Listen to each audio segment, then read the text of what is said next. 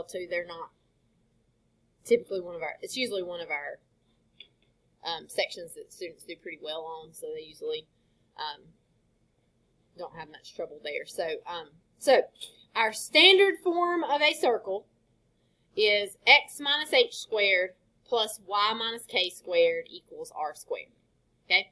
In this formula, hk is your center. Notice that this is a minus and this is a minus, but h and k are positive. That means that you're going to use the opposite sign of whatever numbers that you see here. So if you have an x minus 3, use a positive 3 here. If you have a y plus 7, you would use a negative 7 here. Opposite signs go here. This will be your center. R is your radius. X and y are your variables in your problem, so they should always remain there. Okay, so this is your standard form of a circle that we are going to use. If you kind of think of what we've already done with transformations, it kind of makes sense. If I put a minus h here, this is going to move the circle to the right or to the left, but in the opposite direction, right? So if I put a plus 3 here, it moves it to the left 3. For the y, because this time you are in parentheses with the y, normally we're not, this is going to move it up or down, but it also goes in the opposite direction because it is inside of the parentheses. Things on the inside of the parentheses go opposite direction. So like if we put a plus 7 here, it actually moves it down 7. All right. Some of this should be really straightforward. Whenever we look at this particular equation right here, we need to be able to graph it. So our center here would be 3, negative 4. Our radius is 2. This 4 right here is our radius squared. So if we want to go back to the radius, you got to take the square root of that number right there. So if we're going to graph this, we would just have a center of 3, negative 4. We'd put us a dot there at the center, and our radius is 2. So if I go up 2, down 2, right 2, and left 2, and then try your best to draw at least curvy lines here. I know circles are not the easiest to draw. Don't make it look like a diamond. But that would be our graph of our circle.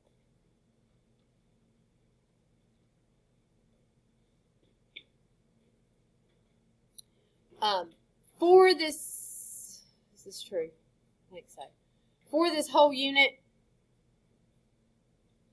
well, you would definitely not be allowed to use Desmos on this stuff. Although, if you want to check yourself with Desmos on homework and stuff, then that is good to do. But Desmos will basically do all of this for you because Desmos can graph things with X's and Y's. I think I have to look and see. I can't remember if it's calculator active or not. You really don't need your calculator much for these because it's going to, as long as the problems I give you whole numbers, you won't need it. I got to look and see. It might occasionally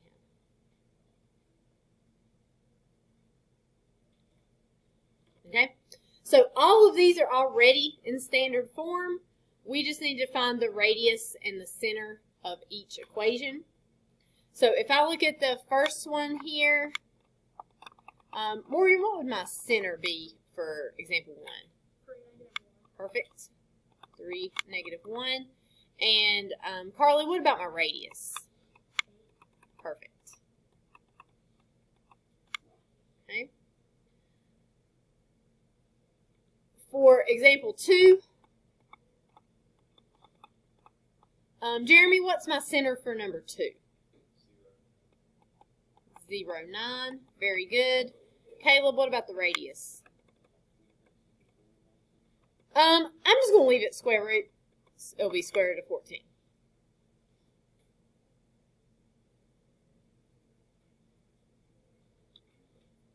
Okay. Amanda, what's my center for number 3? 3, 0. And Mallory, what would the radius be for that one? Good. I think it is a perfect square. 22.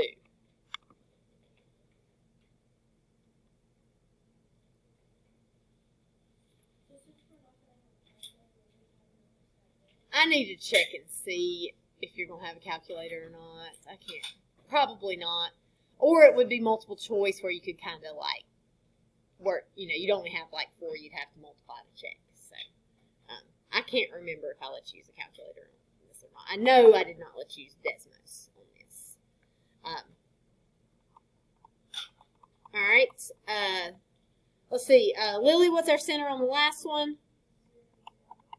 Good. And Reagan, what's the radius? Good. And you might even see that broken down because that could be 4 root 6 or 4 square root of 4 times 6, which would be 2 root 6. So you might see it like that possibly. Okay. Questions?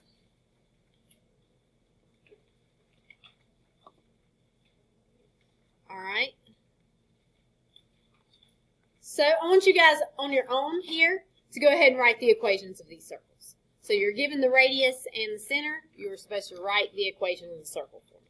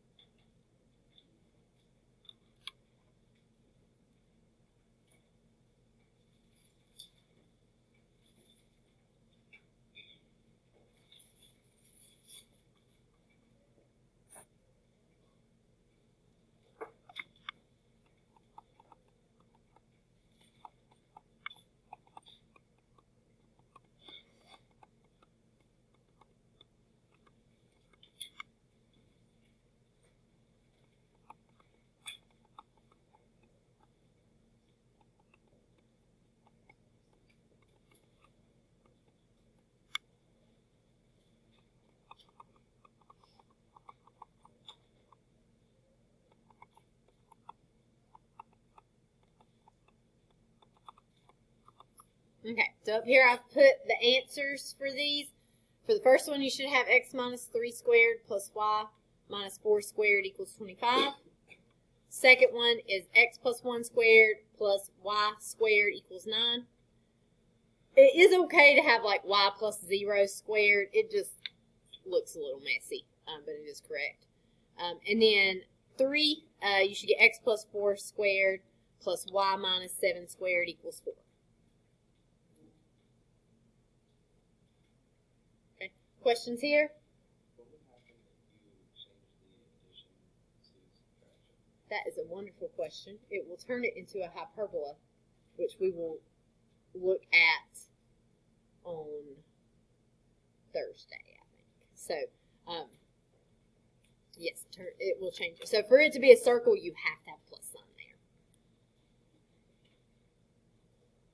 there. Okay, so right now you don't know about the other conic sections, but the other conic sections are very similar to circles. So their equations, whenever we see them, are going to be very similar. So right now I just want to tell you how to tell if we have a circle or not. So in order to have a circle, the equation's highest degree x term has to be x squared. Its highest degree y term has to be y squared. So there must be an x squared, there must be a y squared. There cannot be anything higher than that, so it can't have like an x to the third or x to the fifth or y to the seventh or anything like that.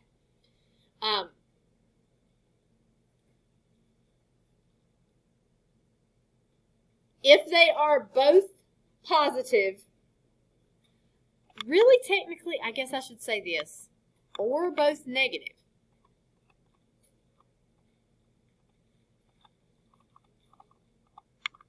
then the equation is either a circle or an ellipse. It is if they are both negative, it actually can still be a circle. What could happen is you could just like move everything to the other side of the equation, and then they would both be positive, right? So, what we cannot have is one of them positive, one of them negative. Okay, if we have an x squared that's positive and a y squared that's negative, we do not have a circle or an ellipse. So if the coefficients in front of the x squared and y squared are the same, we have a circle. Okay, that's what we'll be looking at today. Tomorrow we're going to see if the coefficients in front of the x squared and the y squared are different, it's going to be an ellipse. Okay, so if they are different but still have the same sign, so a 2x squared and a 3y squared, then it would be an ellipse. Today we are just going to see circles. So today our coefficients are going to be the same. Okay. So we did our completing the square review for our warm-up, so I'm going to skip that slide right there. All right, so we need to know how to put the equation of a circle into standard form. Okay, because this equation right here is a circle. But you cannot tell the center of the circle or the radius the way that this particular equation is given. So, what we are going to do for these problems, the first thing we need is for these problems, I'll draw my bottle here that Coach Wood told me to draw. A has to be 1 here. So in this case it is, but your x squared and your y squared, if they have a coefficient in front of them, you need to divide it off. Remember, for these, they're going to be the same because if it's a circle, they have to have the same coefficient. So you'd have to have like a 3x squared and a 3y squared. So you could divide it off. We do not have to do that for this particular problem because we already have our a value as 1. So then we are going to group x's and y's. So that will look like this. I'm going to have x squared minus 4x. I'm going to go ahead and put me a plus blank right here. And I'm going to have y squared plus 5y. Put me a plus blank right here. So that groups my x terms. I had this x and this x. I put both of them here. I had this y and this y. I put both of them in my second set of parentheses.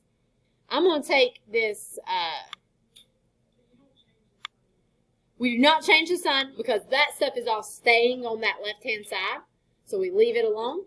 I am going to move the 5 over here to the other side. So I will change its sign. It will become a positive 5. And I went ahead and put these plus blanks because what I'm going to do is I'm going to complete the square for each one of these, right? Because if I do that, it will give me, something squared plus something squared equal to a number squared, which is our standard form of a circle, right? So since I have a blank here and a blank here, I need to put 2 blanks over here on the right-hand side.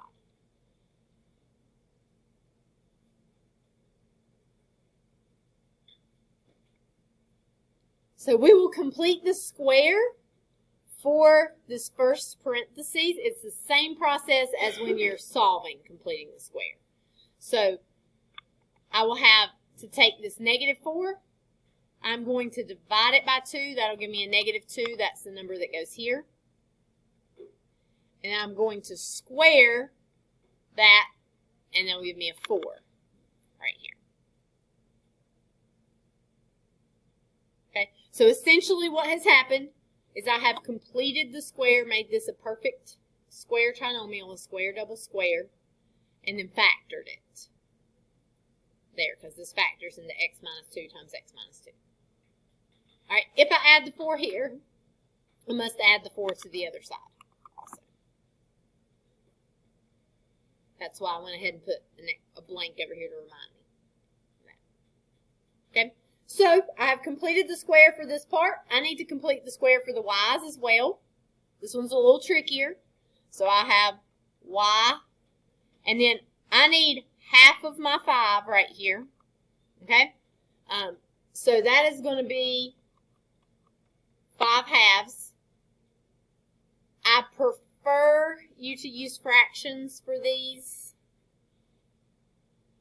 And so if I square 5 halves, what will I get?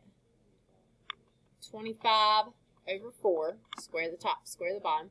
If I add 25 over 4 here, I must add 25 over 4 here. Now,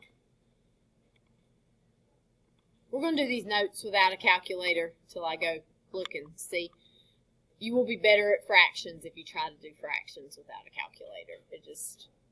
But I know you're like, oh, that's painful. I don't want to do it, but let's try it. So 9 plus 25 over 4. To add those together, you got to have common denominators, right? So that's 9 over 1. You got to multiply by 4 on top and bottom. So you're doing 36 over 4 plus 25 over 4, which is going to give you 61 over 4. So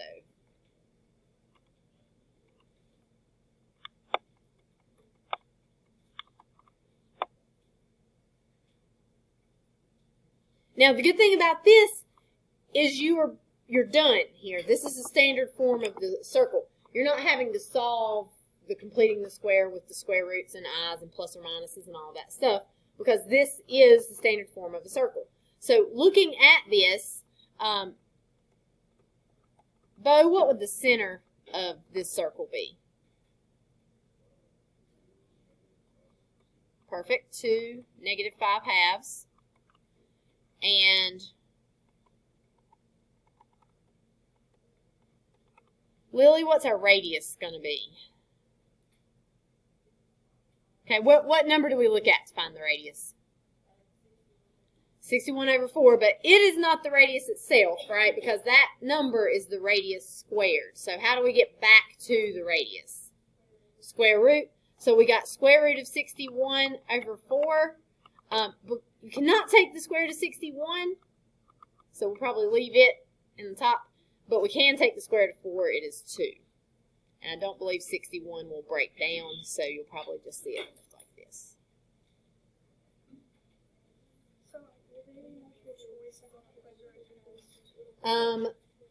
It just depends. Probably if it has answers like this, probably if it does not have a square root, I might just like ask you to type in center and radius.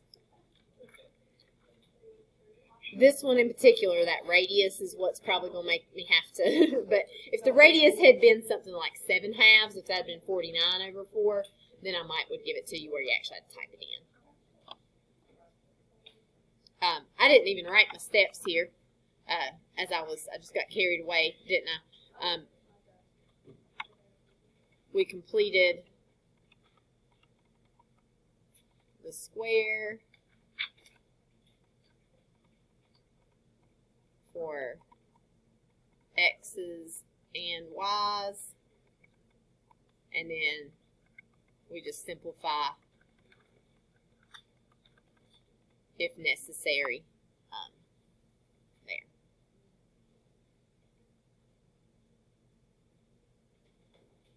There is no way to get around completing the square for this. Quadratic formula works fine if you're solving equations. You never have to use completing the square for solving equations, but for putting circles in standard form, you have to be able to complete the square. Good news is it's only like the first part. You don't have to do the whole thing there. All right, let's look at this next one.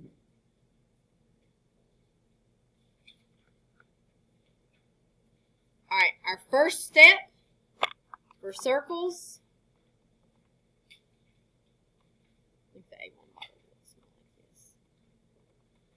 Is the A has to be 1.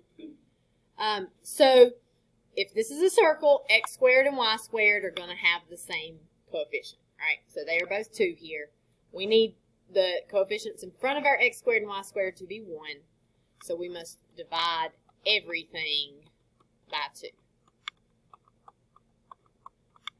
So we have x squared plus y squared minus 2x plus 6y minus 9 equals 0. Fortunately, we did not get any fractions there, so that's a good sign. It's also nice that 2x and 6y are even numbers. That means this one's really going to be an easier problem than our last one. So we now want to group our x's and group our y's. So we'll have x squared minus 2x. I'm going to go ahead and put the plus blank because I know I want to complete the square here. And then I've got y squared plus 6y plus blank. And I'm going to move my 9 over to the other side. It will become positive. And I'll put 2 plus blanks over here.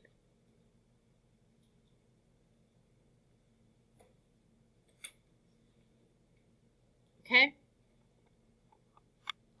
And so our goal is to get to 2 expressions that are squared here equal to a number over here on the right side. So, Jeremy, right here when I complete the square for the x's, I'm going to have x. What do I need here? Good. And what number has to be added in that blank? Positive 1, right? We divide this number by 2 to get this number. We square it to get this number. This will make it where this factors into x minus 1 times x minus 1, which we could write as x minus 1 squared. So if we add a 1 here, we must also add it to the other side. Okay. Bailey, what about the second one? I'm going to have y. What will I have here in the set of parentheses with that square? Plus 3. What number goes in my blank? Blank right here. 9. And so if I add a 9 to that right-hand side, left-hand side, I must also add it to the right-hand side. So this time I'll get 19. And my circle is in standard form. So, Macy, what's the center of that circle? 1, -3. And Sophie, what is the radius? Very good.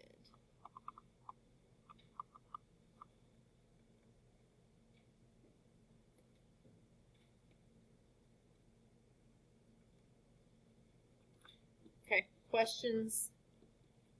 All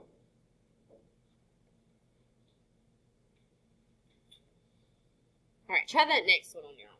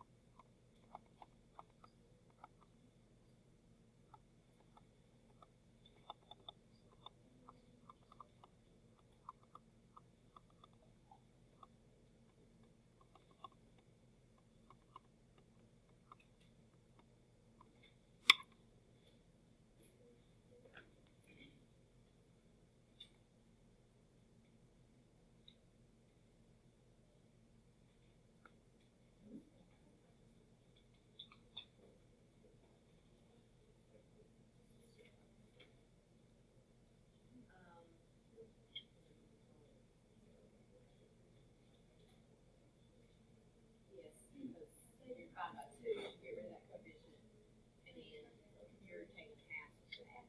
So like if your coefficient right here was 6, it won't be divided by 12. So that'll work, but you have to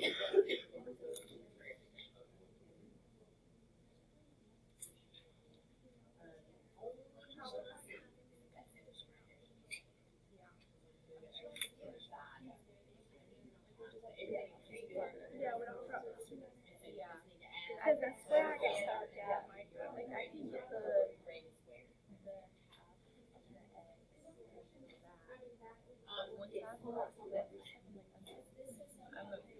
yeah, that is, it's old. Oh, I did not remove that slide. Okay, let's see how you're doing. Let's see if you guys have the correct answer. Uh-oh, that's not help you.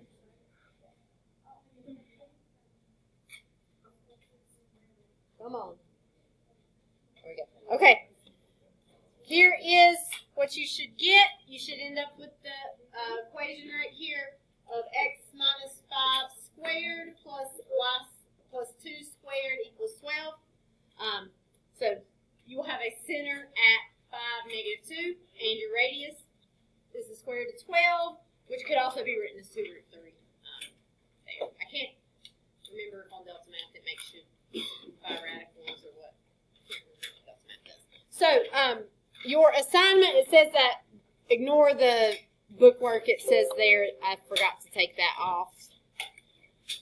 Your assignment is on Delta Math.